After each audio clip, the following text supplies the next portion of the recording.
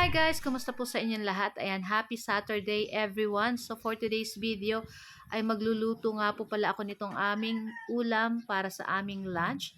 Walang iba kundi itong ating nilagang baboy at syempre lalahukan natin yan dyan guys ng pechay, bagu beans, saka lalagyan din natin ng patatas. So ito na ang ating mga ingredients. So pig-slice ko na yan dyan guys. At magpapakulo tayo ng tubig kasama ng ating pork chop. So yung ating pork chop, pighati ko lang guys sa gitna kasi medyo malalaki yung paka-slice. So ilagay na rin natin dyan yung ating 2 pirasong sibuyas, hiwa ko lang sa gitna at maglagay tayo ng pamintang buo. Ayan. So palalambutin lang natin itong ating pork chop niyan guys. Ayan.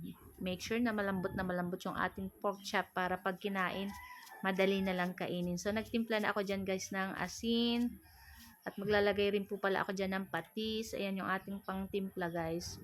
Naglagay rin pala ako dyan guys ng pork cubes. Ayan, pag nagsasabaw po ako guys, naglalagay ako ng pork cubes. Kaya konting asin lang at konting patis lang yung nilalagay natin.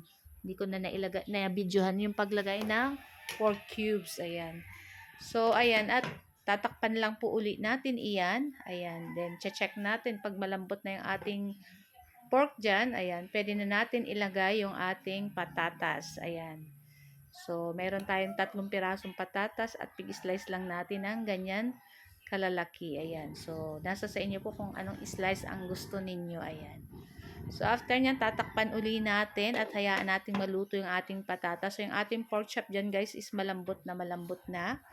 So, lulutuin lang natin dyan yung ating patatas. At pagkatapos ilang minuto, ilalagay na natin dyan yung tangkay nitong ating pechay. Kasi yan yung medyo matigas. Saka yung ating 2 pirasong siling pangsigang. Ayan. So, lutuin lang natin ng bahagya itong ating tangkay ng pechay. Kasi medyo matagal yan dyan guys. Maluto. Ayan. So, at ayan na nga. At nako, sobrang lambot na. Nako, ang sarap ng taba ng pork chop. Sarap isawsaw sa patis na may kalamansi yung pag ganito. Ayan.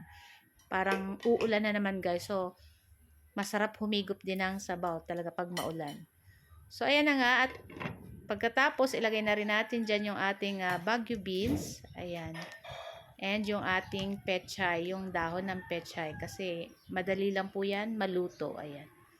So, ilang minuto lang din guys is papatayin na rin natin itong ating niluluto. Ayan. Kayo po ba guys, ano po ang inyong lunch? Ayan, shout out po pala sa ating mga new followers. Ayan, welcome po sa Mamshi and Three Sons. Ayan. Sa mga nagla-like, nagko-comment at nag-share po ng aking mga video, maraming salamat po sa inyong lahat. Ayan, sa suporta niyo po. Ayan, thank you so much everyone. Ayan.